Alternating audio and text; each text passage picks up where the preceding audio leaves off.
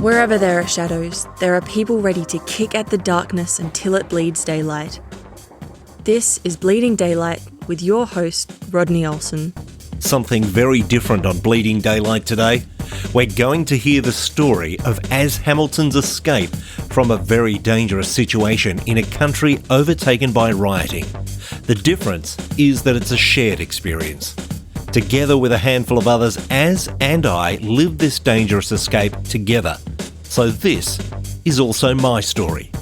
What we share in this episode of Bleeding Daylight is a story that transformed both of our lives. The events we describe are real and set future directions for the both of us.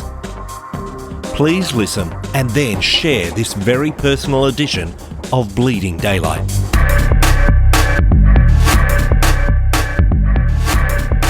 I've known Az Hamilton since April of 2008. We shared a remarkable experience that we're going to explore together today. He's been reaching out and calling young people to a bigger life since he was still in his teens. These days, he works to inspire and empower young people. It's a pleasure to welcome Az Hamilton to Bleeding Daylight. Welcome, Az. Mate, thanks so much for having me on your show. At the time we met, we were both working in radio. So tell me about those radio days for you. When did the radio bug bite? It was a funny thing. For me, radio actually probably bit in my mid-teens. My brother did radio announcing before me on a little community station in a place called Toowoomba in Queensland. And he had this little radio show that he did with one of his friends from school. And I think ever since I can remember, I've saved every dollar for, music for the actual show. So we used to spend all our money on CDs and my brother would play them on his radio show. So the second my brother quit radio, because he couldn't do it anymore, I literally went, can I have a go? I've got the CDs. And that's actually how it started for me. So I literally rocked up with a box of CDs with no skill. And they said, well, we do need a show. You own all the music. All right, you can have a go. So that was when I was 18, and I've did about 10 years of radio from that point on and off. So yeah, it's sort of got launched out of my brother's passion, and I used to listen to his show and go, I want to have a go at that. It's an interesting passion to have. Radio does bite fairly hard, and as you say, you're involved in radio for a number of years. But alongside that, you were spending time speaking to young people, even from that young age. Tell me a bit about that. Well, actually, what was interesting, I've always been passionate about the underdog. I don't know what it is. Even when I was in school, I went to a very, I suppose, a pretty straight Christian school. You know what I mean? Like you couldn't really go too far outside the box, or it was sort of very hard for you to fit into the community. And so I've always had a heart for those guys and girls in the school community, even when I was in school, that kind of just didn't quite get it when it came to faith and things like that. So, and even the underdog. And so I've always been that way. And so when I got into radio, I did voluntary work. Obviously in radio, you got to start voluntary. I'm sure you did too. And then when I got my first paid gig, I remember my very first week or so, a guy walked in the back door of our radio station, and I was starstruck. I was like, oh my gosh, this guy, I can't believe it's him. And the guy was actually Sean Hart, who played for the Brisbane Lions at the time. He rocked in and he was just in the lunchroom, and I remember going to my boss and saying, is that Sean Hart? Why is Sean Hart here? Because I'm a mad AFL fan. He goes, yeah. And I said, why is he here? And he said, I forgot to tell you, part of your job is you're going to be going into schools with Sean Hart and doing a program on making good life choices every week. And I must admit, there was a couple of things that went through my head at that stage, and a lot of people don't know this about me. Obviously being a speaker and a communicator for a living now, prior to that, I was actually extremely shy through school. I didn't do any public speaking. I didn't do any, drama or anything in front of people. Radio was kind of an outlet, no one had to see me. So when I got into radio, I had no desire to be speaking publicly.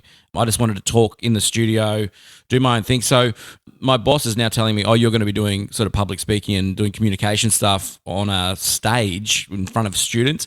It freaked me out, and it wasn't something that I thought I'd enjoy at all. But over literally doing this program with Sean, probably for the next 4 to 5 years, I just found my passion because I was sort of forced into something I'd never done before. So that's sort of where it all started, and I've probably become more passionate about that kind of medium of communication than even, obviously the radio, sit behind a microphone sort of situation. So how did it work for you as an 18-year-old still learning how to make your own life choices, and you're going into schools telling young people how to make life choices?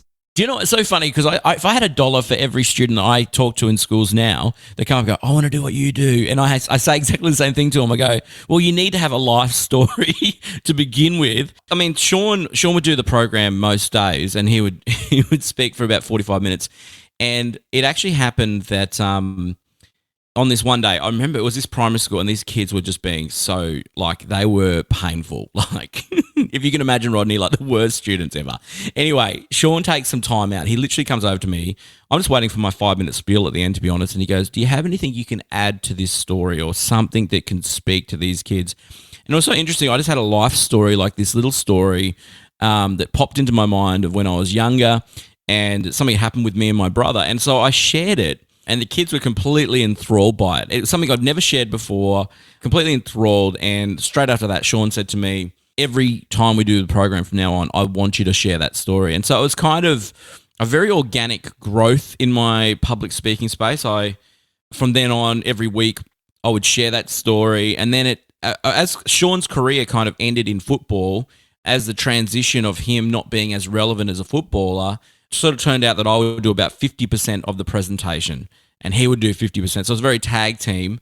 And I did that, for 5 years, and really loved it. And obviously that sort of led into being a communicator for organisations like Compassion and things like that. If you ask my teachers, do you think he'll end up being a public speaker or a communicator, they'd probably laugh at you, to be honest. Our paths collided in 2008 in April. We met in Sydney when we were just about to jump on an aeroplane. Tell me a little bit about that story from your perspective.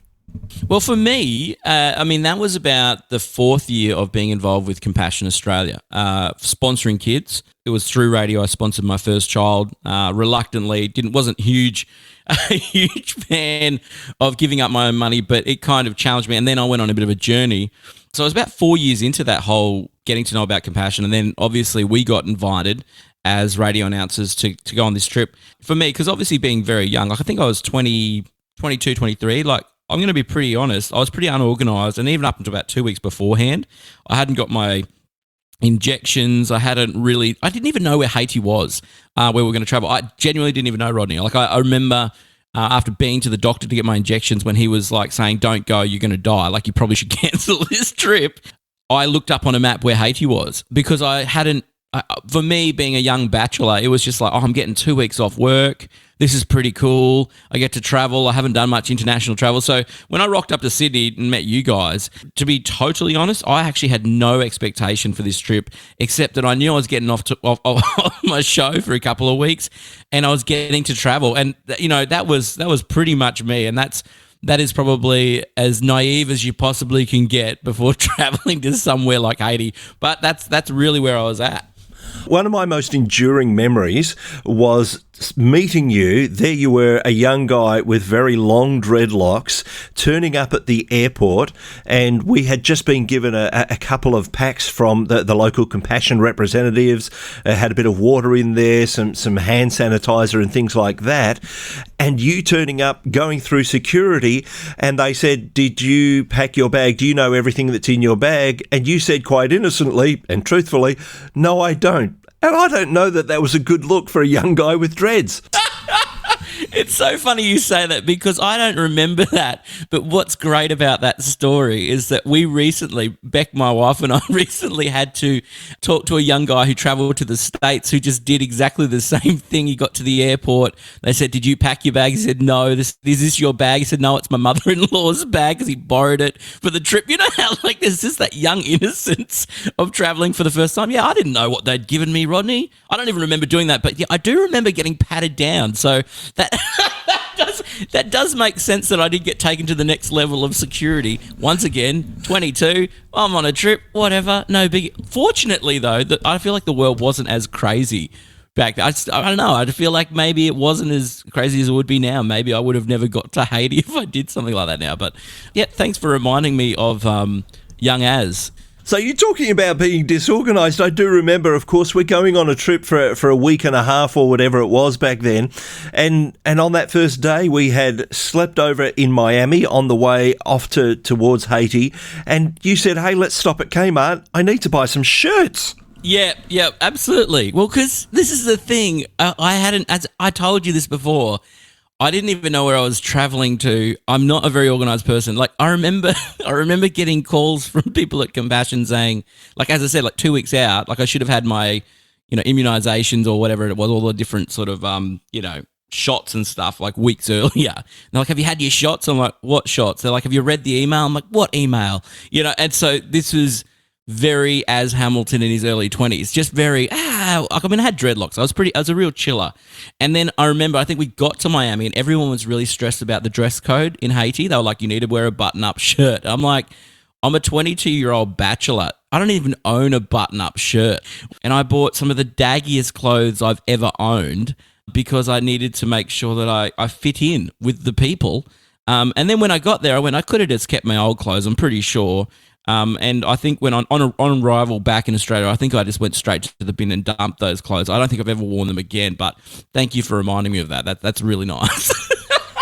I had my own moment in that store, if you remember. While you were picking out shirts, I headed straight down to the back of the store and found a bicycle that they had on sale, and I rode that up and down the aisles so that I could say that I'd cycled in the US. So there you go. See, that's absolute passion.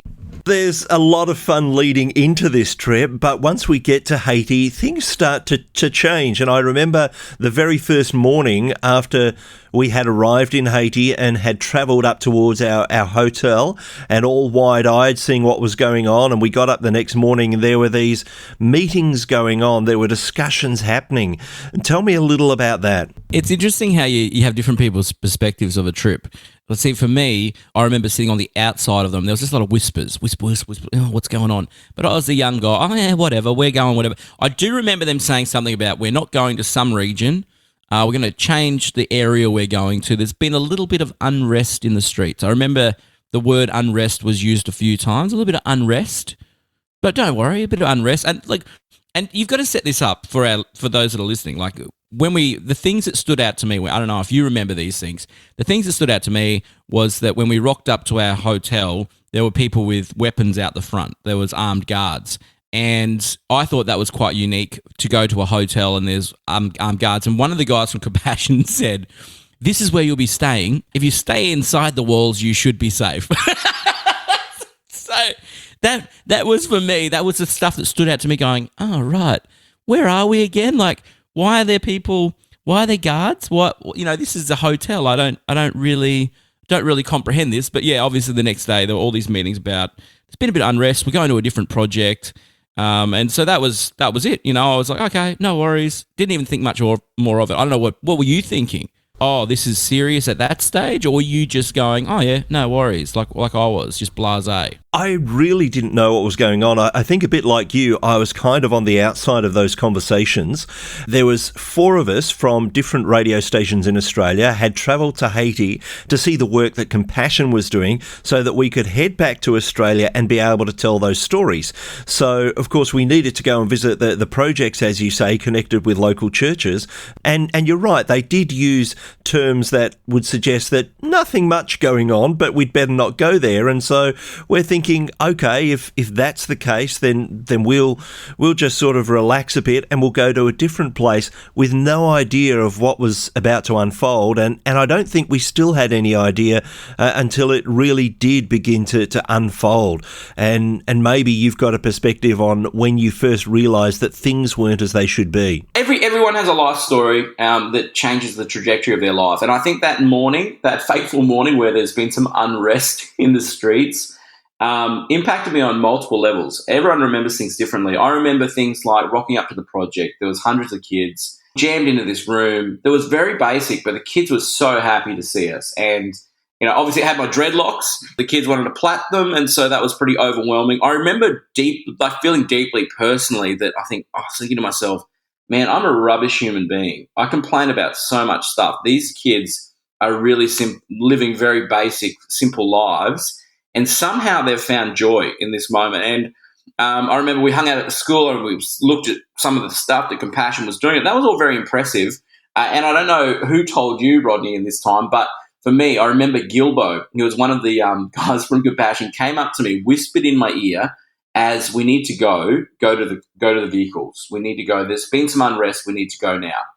That was the moment. It's like, oh, okay, sure. And I remember we were bye kids, and we found ourselves in our vehicles. So I don't know how you were in that. What were you doing or thinking? How did you even find out we had to leave? Did you have a whisper in the ear, or was it sort of like you just followed everyone else? What was going on for you? I distinctly remember we were told that we would have opportunity where there is radio people. We needed to record interviews. And so we had our recording devices. We'd interviewed some of the kids through a translator, and we were told that some of the parents were going to turn up, and that when they turned up, that we could interview them to let them tell us what the impact of Compassion on their family was. And yet parents were turning up, taking kids straight away. And I remember them saying, oh, look, they're wanting to take their children home. They feel safer there. And we realised that something was not right. And then we spent a fair bit of time just in the office talking over what happens in the program rather than just spending time out there with the kids. And then they said, yeah, we need to go. Isn't that incredible that you remember that? Because I remember being in the office, but I don't remember anything about the parents rocking up or any of that stuff. Isn't that insane? I was probably so caught up in hanging out with the kids. And knowing me, being who I was back then, very whatever, pretty chill, you were there on mission to make sure you could get as much radio as possible. Whereas I was just there probably thinking, I'm just taking this in. Make no mistake, I thought I was going on an adventure. This is something that has radically transformed my life, as it has for you. And yet I was thinking, here I am, I'm on an adventure. And yes, I needed to gather the audio and gather the stories, and I had that mindset. But I was there for an adventure too, and none of us were expecting what then happened. No, and once again, I remember we got to the point where we had to leave in the 2 4-wheel drive vehicles. I do remember that I was in the vehicle. I'm pretty sure I was in one of the vehicles it was like a ute-style tray kind of 4-wheel drive, and we had another vehicle go ahead of us. It's a bit of a blur, this next bit for me, because I think trying to put timelines on what happened when. I do remember we were driving down, heading towards where we'd come from, and I remember people from the local community coming out of their sort of side alleys and out of their homes, sort of just pleading with our driver, go back, it's not safe. And you can see on their faces that this is not good. Something's not right, and we didn't really know what was going on. Obviously, I think the Compassion staff were trying to protect us from as much as they could, like try to keep us, calm, and they did an amazing job, because I remember our drivers turned around at one point and went in a different direction. And then I remember going down that direction, and then it happened again. I do remember the driver, and he's like, no worries, we'll find another way. We'll go to the office. And it was very much like, okay, we're changing all our plans. We're going to take you to the Compassion office in the middle of town. It's going to be safer there. That's when everything just sort of got out of hand and crazy. Is that how you remember it? What was going on, and how do you remember that exact same sort of process of getting from this project into town in the heart of what we're about to see? I believe we were trying to head back to the hotel. They had decided that rather than visiting another program, which was originally on the agenda, that it was safer to just go back to the hotel. But in the meantime, as you say, we changed direction, and streets that we'd gone down before now had barricades, and it was just not safe. And as we turned onto that main street that would have led us to the hotel, that's when I remember people running down towards where we were with fear in their faces, saying, do not go up there. And that's when we went through the gates of the Compassion office and went inside, and then things got real. What I remember is getting to that main point before the people were running at us, and we were on that main road in the heart of town. It was like the main street of Port-au-Prince, and there was no one around. It looked like a bomb had gone off. I don't know if you remember, just like the burnt rubbish up the sides of the roads. Because for me, instantly, as soon as we hit that main road, I felt like I was in some kind of movie reel. It felt like something I'd never seen. It was like, this is not real, because there was fires. It felt eerily quiet where we were driving. And I remember Eduardo just slamming on the accelerator, like whiplash in the back, like just takes off. And yeah, we landed probably a couple of minutes later, now idling out the front of those big metal gates of Compassion. And as you just mentioned, people running at us saying you can't go further down. And I also remember there was a group of guys that had machetes that ran up behind our vehicle, and they stole some stuff out of the back of our tray. I think it was like some drinks or soft drinks or some water bottles or whatever, and they just sort of took off. And we were all just waiting for these gates to open. I remember it seemed like an eternity. I know that one other guy in the car, one of the other announcers, he was really emotional because he could see what was coming towards us from down this main road. And I don't know if you remember it clear as I do, just sort of seeing a mob of people way down the other end of the road coming towards us, like they were in some kind of march or riot or something. And we're sitting in a car. We can't move because the Compassion stuff, they'd already shut these gates because they knew it was coming. And we're kind of calling them and saying, let us in. And they're trying to move cars around. And it was just one of those very time stands still, but everything's moving at a very rapid pace. And as the gates opened, I remember we went in, they shut the gates really quickly. And all I remember was, come with us, be very quiet. And it was just very much about like, just move fast. And we just followed these staff into this office building. And that's sort of what I remember to that point. What do you remember from that? Like that, these are the points that sort of stick to my memory that I can play over in the mind. You see it over and over and over again, and it's sort of seared to the memory bank. But what was the memories in that moment for you? Well, certainly, as I mentioned, those people running down the street towards us with fear in their faces. And that was because there was that group, as you mentioned, that was further up the street coming down. And so they were wanting to get out of their way, and they were warning us to be away as well. And that's when we did get through those gates eventually and went upstairs. And then we stood at a very high window, which seemed to be untouchable for us, but we were at a very high window and started peering out and seeing some of those people come down the street, some of them with bits of wood and other instruments that they had. Metal pipes. Metal poles and all sorts of things. Sort of all sorts of weaponry that they could find, whether it be a machete. I don't think there was a lot of guns. It was more just like, what did I pick up? And I'm just trashing stuff. And this for me is definitely, they say that, your memories are connected to emotions. So clearly my emotions were at an all-time high. I remember peeking through the blinds because we were peeking through the blinds. We were very high up in an office building, and I remember feeling exactly the same as you. We're safe now. We're in this office. As long as we stay here, we'll be fine. They can't see us. And it was like clockwork. It was a very surreal experience. Like clockwork, a few hundred, maybe 1,000 odd people marching through the streets sort of past our building, and they just kept on sort of walking past, and they were screaming something, they were chanting something, and if anything was in their way, they were just breaking it or smashing it. And for me, the most defining moment is that at one stage, these guys have gone past our building, and I must admit I felt a sense of relief that they've passed. They're gone. We've dodged this bullet in a sense. And then, like, for me, the worst possible thing happens. I remember there was a rioter who passed our building who was just part of this sort of, riot protest. And I reckon he was about 19 years of age, 20 years of age. He was only a young Haitian guy. And I remember him stopping in the middle of the road and just looking back at our building, like looking up at our building. And I was standing directly next to a guy named Dan, who was from Sydney.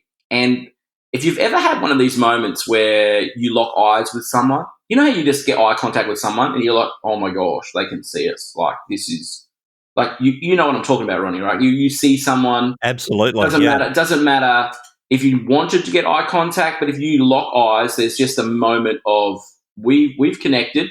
We now know each other. And I remember locking eyes with this guy. And I remember literally, like, in a sheer moment of panic, saying to Dan, and this is the succession of how I remember things. I remember saying to Dan, they can see us, which was something that I didn't think was possible, how high we were. And Dan was a very level-headed guy, and he was like, as we're pretty high up, I don't think they can see us from down there. But I'm sure I was locking eyes with this guy, unless he was looking past me. Maybe it was one of those you wave to someone and they're actually waving at the person behind you. But I remember feeling like they can see us right now. And Dan kept trying to reassure me that we're pretty high up, as it's not that bad. And then it was within a split second or two, one of the Compassion staff members says, "It's probably not safe to be near the glass. Let's go to another room." It was this sort of just, maybe we'll move into another room. And as we turned around, that's when everything just went pear-shaped. I remember the massive explosion in the room, glass just shattering, and we've all hit the deck. Do you remember that? I do remember we were reminded, hey, look, it's probably not safe to be there. Step back. And it was just as we stepped back that there was this huge sound. Now, I don't know what you thought it was in the moment, because I still can't be sure what I thought of in the moment what it was. But I know that certainly some in the room thought it was a gunshot, but we didn't know. But everyone dropped to the ground as glass started to shatter around the room. We later found out it wasn't a gunshot, but it was still pretty frightening. Yeah, it was rocks through the window. Rocks through the window. I wish I had it, but I had an old camera, and I remember going back into that room just before we left, and we'll get to that later, to take photos of all the glass all over the floor. And yeah, it had been rocks had come smashing through the windows, and they just completely obliterated one of the entire front windows. Unfortunately, that camera in transit disappeared, so I have no proof of that. But I remember thinking the same thing: did we get shot at? What was going on? As soon as that glass hit and we were on the ground, it was panic stations. I mean, the staff were like, "Get up, go!" And we were running through the back of this office block. And we found ourselves bolt locking a door into a small office where the staff were now telling us the people have seen us and we're not sure if they'll turn on our building. I remember one computer in that room. Do you remember one computer? I can only remember seeing one computer. You can write an email to someone you love. And that was just such a terrifying but definitive moment of, this is real. Like, you got to write something to someone you love. This might be the last thing that you write, but the people have definitely seen us, and we don't know what that mob is going to do outside, whether they're going to try and take down a gate, come into our building, but now we're just locked in a room, and we're going to do our thing. It was a very scary moment, as you say, and we're in a back room. And for part of that, we had some local Compassion people that were with us, but most of them were off in another room trying to sort out what it was that they thought that we should do, what it was that maybe needed to be done to secure our safety, for not just for us, but for everyone there. Maybe at this point, because we've talked about there being rioting people and all the rest, maybe you can give us a bit of an understanding of why there were riots in the street. It's so interesting. Obviously, we got out, and that's a whole that's a whole nother story. But I do remember we were being evacuated. We were waiting in the airport, and we started asking questions because, like you, Rodney, like they were chanting in their own language. Like they were saying something over and over, and they were yelling and screaming. I remember watching on the news, seeing the president pleading with the people, "Please calm down." What had happened was, we got explained to us, what had happened was the food prices had gone through the roof on this little island called Haiti. And it's only a couple of hours away from Miami on a flight, so it's not far at all. Because the food prices had gone through the roof and the cost of living had gone up, and they were earning the equivalent of, $2 American a day, there was a massive food shortage, and the people who were rioting was literally chanting, "Somebody help us, our children are dying. Our stomachs feel like," I remember this statement when they told us what they were saying. One of the statements was, "Our stomachs feel like they're being eaten by acid. Our stomachs feel like they're being eaten by acid. Please help us." It was only after we got out of Haiti, I went and did a lot more research on what they meant by that. And throughout so many of the rural communities, kids were known to eat these mud pies, which were literally just soil mixed with sugar and oil, dried in the sun. And you can still look this stuff up. It's just full on. and they were like mud pies, and the kids would eat them. The parents would say, "Eat this, at least your stomach will feel full." And I think the stat back then was something like 1 in 6 children on the island wouldn't even make it to their 5th birthday. And I think the nightmare of Haiti for these people became extremely real for me in that sort of 24-hour evacuation process, and it changed me. This is in the setting of 2008. It's the time of the global financial crisis, which, as you say, raises the price of even the most basics of food. So it was the global food crisis at that time. And this is what the people were rioting about. They couldn't feed their children and having to eat mud because they wanted to put something in their kids' stomach, but they had nothing to give them. And I guess, like you, it was one of those things that was a defining moment where I decided I've got to do something about this. Now, you mentioned that we've got to the airport, and this is some of the discussion that we're having. But that trip to the airport, this is the following morning. We'd been in the compassion office. The rock had come through the window. Finally, the streets were calm. We made our way back to the hotel. And as we're going, we're seeing all these buildings that had been absolutely destroyed and looted by people just looking for food for their families. Spent a night at the hotel. And then there was the trip to the airport. See, this is the thing about this trip. Even little memories, it reminds me, we get back to the hotel, which was crazy in itself. I remember the radio station from Brisbane, my boss calling me and saying, "Can we send in helicopters? How do we get you out?" And I'm like, you don't understand, because on the news that night, they were cancelling all flights in and out of Haiti.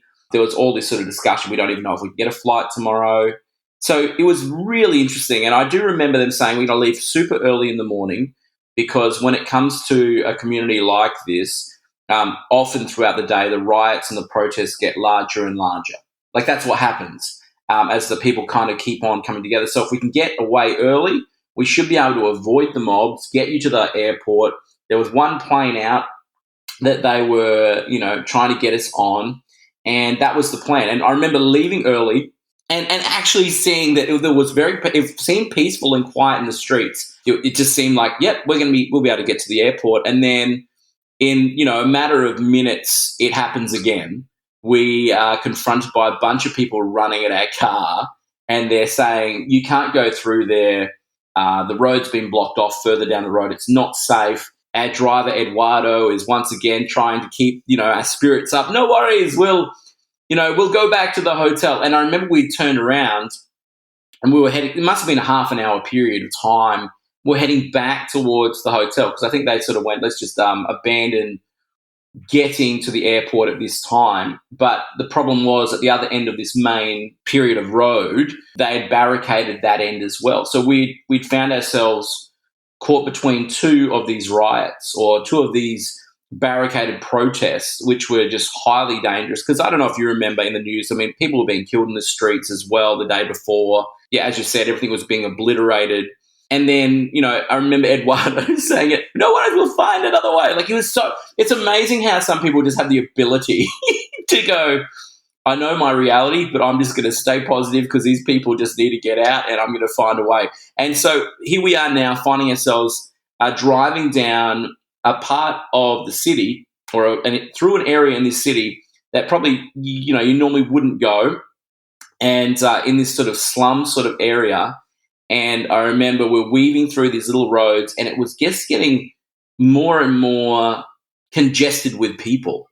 And there was people sort of peering into our vehicles, getting closer up to the vehicles, until it got to a point where we're in the heart of a slum, and they're saying, I just remember the words, it was sort of broken English. It was like, no way out, no way out. And that's the moment, probably for me, in this trip at the age of 23, 24, or whatever I was, I can't remember, somewhere around that I'm genuinely thinking to myself, this is the day that I die. Like, this is it. And that's where I was at that point. It's interesting, those times and the memories that they bring back. I do recall sitting in the car thinking that if this all goes as wrong as it's likely to go.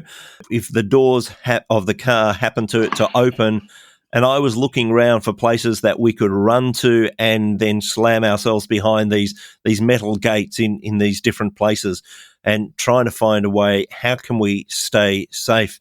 And I remember, and you probably remember this too, where we were in a place where the cars just had to stop because there were so many people around us. And there was a guy with a metal bar, and he was trying to incite the crowd to actually attack us until someone, and we only had this translated to us afterwards, but someone in the crowd looked at the vehicle, pointed to the Compassion logo on the side and said, wait, they're from Compassion. They help the children. They help our kids. Let them go. And that's the only reason we're still alive. It's actually crazy. I do remember that guy. I remember being terrified by the fact that there was a real sense of let's overthrow these vehicles. And good reason for it too. I think we had two vehicles full of, these Aussies that had money, had equipment that was worth money, and you've got an absolute desperate situation. So we were an option to maybe be a solution for a few families to survive a little bit longer by maybe removing us from the picture. And the first vehicle, we got to this barricade, and there was all these sort of like militant sort of guys that were arguing about letting us through. And you must have been in the second vehicle, I reckon, because the second vehicle got stopped, and it was at that point they let our second vehicle through because they helped the children.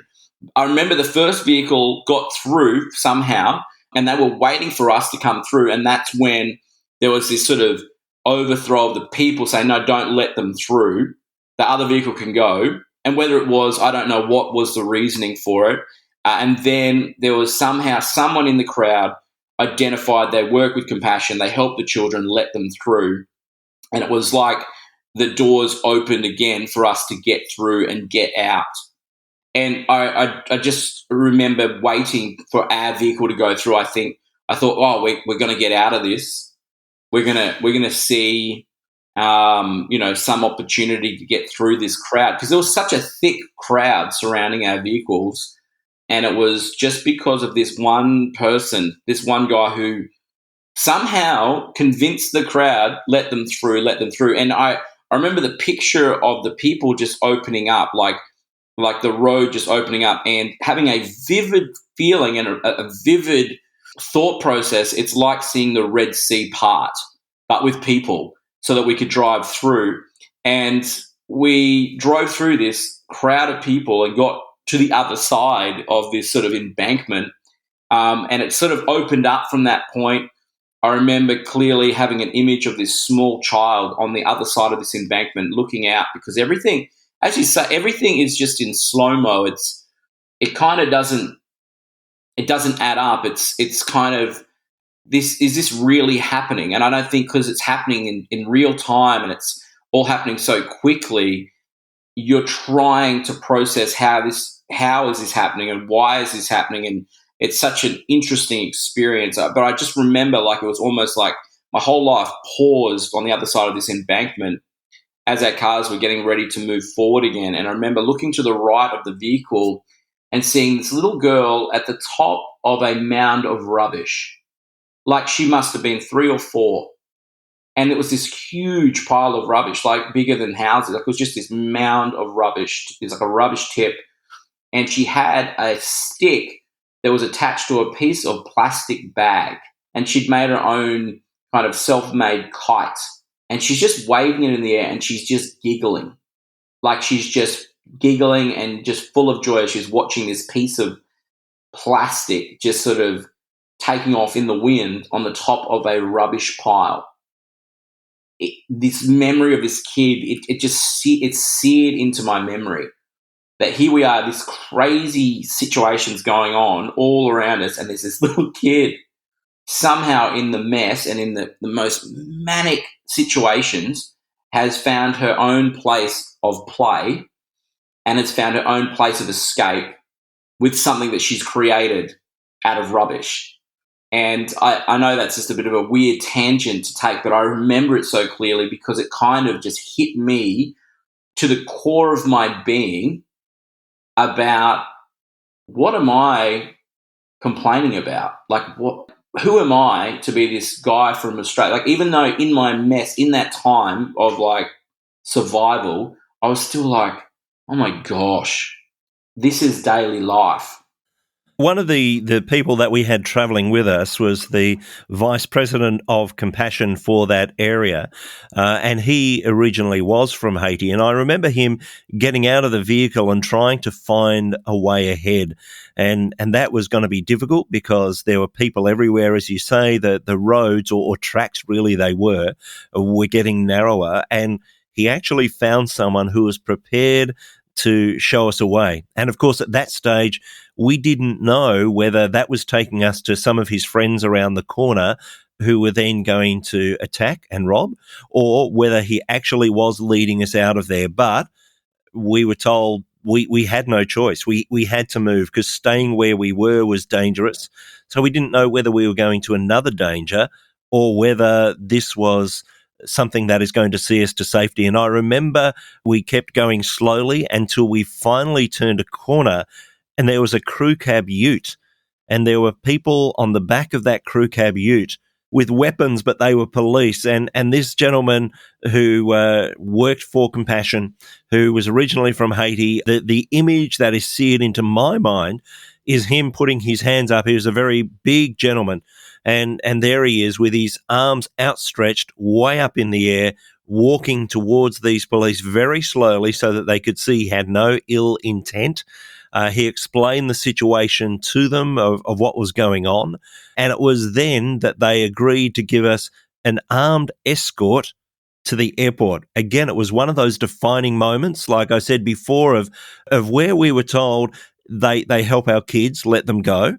And this was another one of those ones that kept us alive, is that the police agreed that they would escort us out of that dangerous situation and get us to the airport. Yeah, I remember exactly the same thing. I remember seeing the Compassion staff member having his hands in the air, and we're just like, what are you doing? Because he just left us in the car. He's like, I'm going to go and do this. And yeah, being escorted to the airport with people with their weapons out. I do remember one of the females on the trip wanted to get video footage or take photos in this moment because she was just like, oh, we need to get proof of this. And the rest of the guys in ACCO were like, just put the camera down. This is not the time. Like, we just need to somehow get to the airport. Like, let's not try and cause any more issue. And it's quite interesting.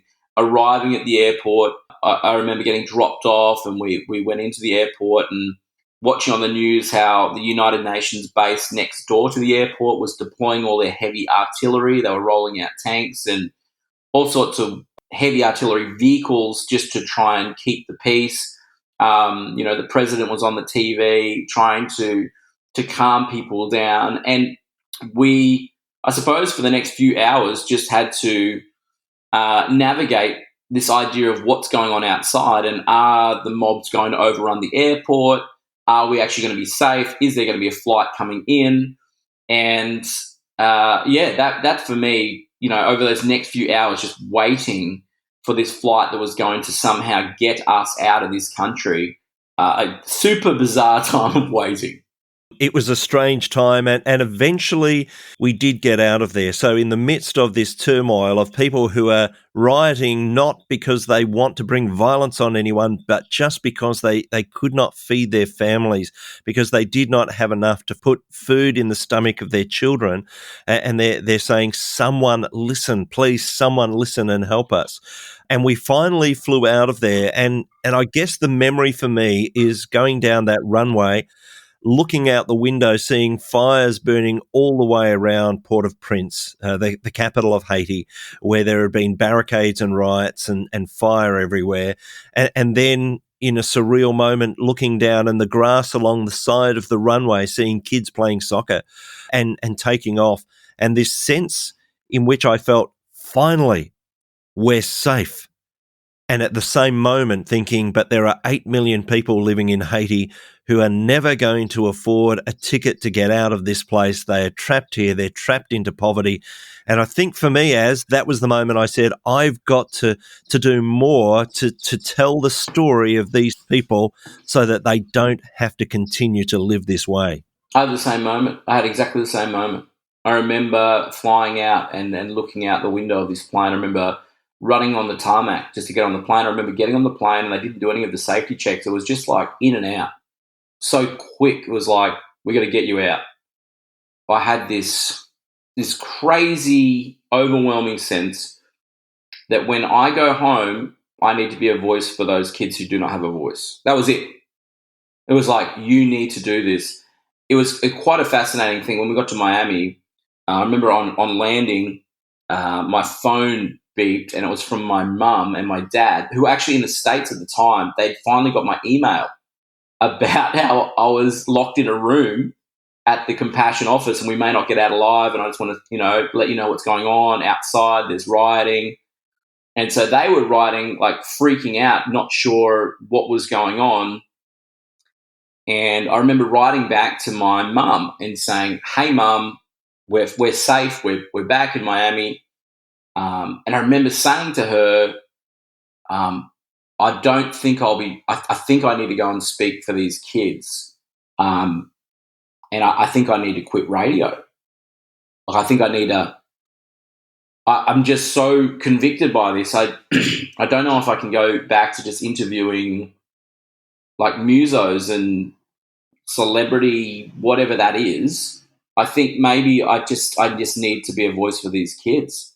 And my mum was like, very motherly, like, she's like, "Just don't do anything stupid. You're just emotional." Because I'd been building a radio show. Like, I was doing something that I loved and I was doing, I think, quite well at it. And it was just for my mum, being a mum, probably thinking, okay, you're just emotional, and not knowing the full extent of what was going on. I think she had good reason to be like, just relax. And that was it for me. And it completely changed me. I came back.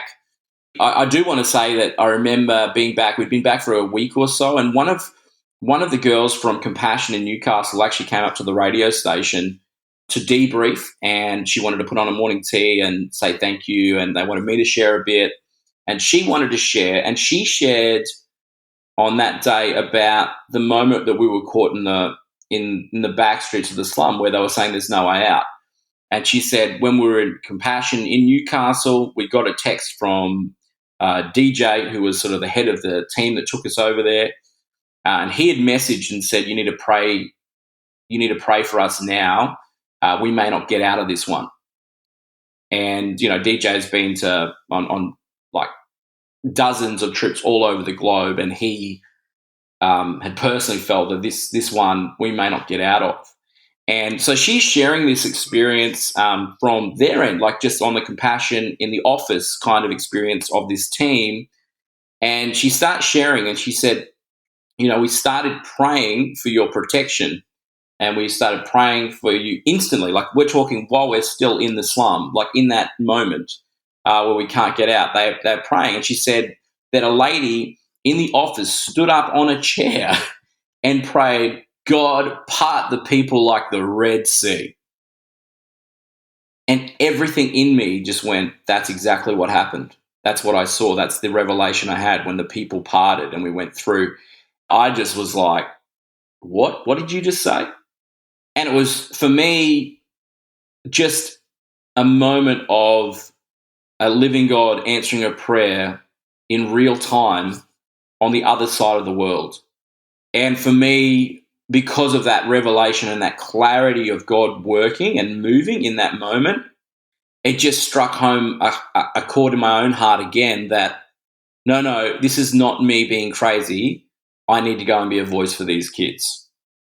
Like, this is not just me being emotional, experiencing something that, it's you experiencing some post-traumatic stuff. No, this is a conviction that there's some kids starving to death on an island and no one knows about them and no one seems to care, and I need to be a voice for that. So it wasn't long after, over the next 3 or 4 weeks, I tried to fit that call into my radio career. I tried to use that experience and go, okay, I'll do it through radio, but I knew my time was up. And so I think it must have been about 4 weeks after I went into my boss and said, here's my resignation. I need to go and share with teenagers about the world they live in and how they can actually change things for the better for kids that are in need. And my boss was like, do you have a job lined up? I'm like, nope, I just have to do it. So I quit with no understanding of what that would look like. It's pretty amazing. I ended up being able to step into another job within 24 hours in a different ministry space, was able to volunteer with Compassion. And over that next 9 months, Compassion opened up a role. They actually created a role for me to be a youth communicator for them, for the country, and sort of build some youth product. And so I just look at that and I just go, yep, life-defining moments. And some people say, do you want to go back to Haiti? Would you go back? And I would. There's something about Haiti. It has my heart. I would go back. And even though it's crazy, there's something about that place that has captivated me the last 12 years. And I just went on mission for that next, 3 to 5 years 3 years with Compassion to be a voice for those kids. And then post-Compassion, went and started my own thing in schools, working with teenagers and just challenging young people to have a heart of thankfulness, a heart to be generous, and in the right time to reach the needs of those around them with their generosity, with their love, with their kindness, with their empathy. And that's what I'm still doing today. And I suppose the foundation of it was that trip with you. It certainly was an interesting trip, and I did come back and worked in radio for another 5 years, but used that opportunity to speak out on behalf of Compassion and behalf of children wherever possible until 6.5 years ago. I actually started working for Compassion, and that's where I am these days, due to that absolutely life-changing experience that we had. You've touched on there the work that you're now doing with the organisation that you founded and that you run called Just Motivation. Tell me a little bit more about that. Yeah, so as I said, I mentioned I worked with Compassion for 3 years in their youth department. And unfortunately, with the global financial crisis, it actually caught up to Compassion back then, and they had to lay off a bunch of staff. There was redundancies that happened. And we were about to launch a national product for youth, and I'd worked very hard on it. And just in a short period of time, that all just obviously, that door shut for me. And so I actually found myself in 2011 having to finish up work. And I sat down in a cafe for about 6 weeks, just asking God, what do you want me to do with my life? Like, what is it that you want me to do? Because I don't think it's radio. I do believe that social justice is heart of helping the needy and the poor. That's your heart. Educating young people on the world that we live in is important. I love working with teenagers. And so over this period, I sat down. It was just a combination of going, well, social justice is a passion of mine, and motivating. So Just Motivation kind of came out of this. This is my heart. And I started sort of writing a program mainly just on those sort of topics. And obviously that story was one of those things. And speaking schools, I started off with a program that was just like a 45-minute session, just sharing that story and giving some really practical outworkings of how we can actually change our world as young people. And then that sort of developed into full-day leadership and faith sessions. So this year is my 9th year. I spend my time working with teenagers, challenging their hearts towards the things that I believe God's heart is. And we have a lot of fun. I use a lot of humor, and we do big group activities. And on an average day, I work with anywhere between 100 and 200 students, and I just work with that group by myself running this program. Yeah, for me, I just want to challenge young people to use the giftings and the passions that they have in their life to impact others in a positive way. And absolutely love it. Absolutely love it. So, yeah, obviously started a podcast as well, the As Speaks podcast for teenagers as well on a weekly basis. And, yeah, absolutely love it. Do you ever cast your mind to where life would be if you hadn't had that trip to Haiti? Yeah, I look back at a lot of things in my life that I just go, God's so kind to me. I feel like it's interesting. You know how some people, they just have a natural ability just to go on life's journey, and they don't need like shock moments. They don't need like really like a punch in the face to get your attention.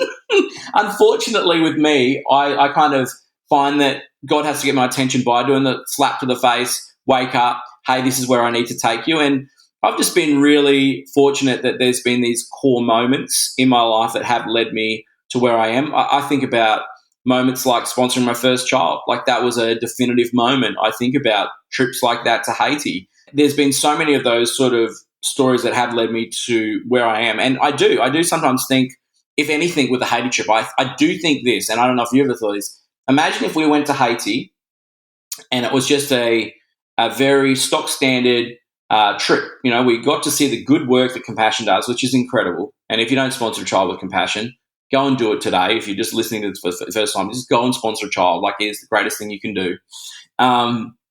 If we just gone on a normal trip and we'd met some great kids and we'd met some great staff and we saw the great things that they were doing, helping those kids, and then we got on a plane and came home, I wonder if the gravity of what Compassion's doing would have really hit. Like, and I'm so thankful for the trip that we got, and it was a once in a lifetime trip. And even for those leading the trip, they wouldn't have expected it, and I don't think a trip has happened like it since. So I am thankful that I was on that trip. I get students ask me all the time, like, if you had your chance again to go on that trip again, would you do it? And obviously you go, well, it would be a bit crazy to put yourself in a dangerous position like that. But if I knew that the outcome was the same, absolutely. Like, you would do it, absolutely, because these things change you for the better. I think I'm a much better person, nicer person, kinder person, more empathetic person because of it.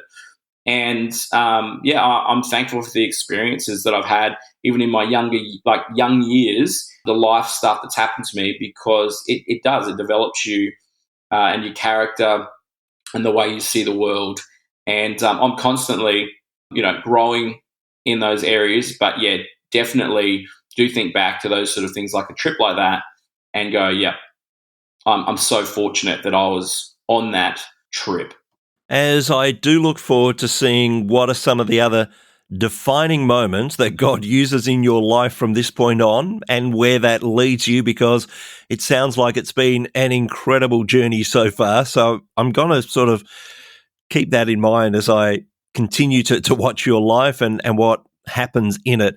But I want to say a deep thank you for spending time with us today and sharing with us just a piece of your story. Thank you. Thanks, Rodney. Really appreciate it. Thank you for listening to Bleeding Daylight. Please help us to shine more light into the darkness by sharing this episode with others.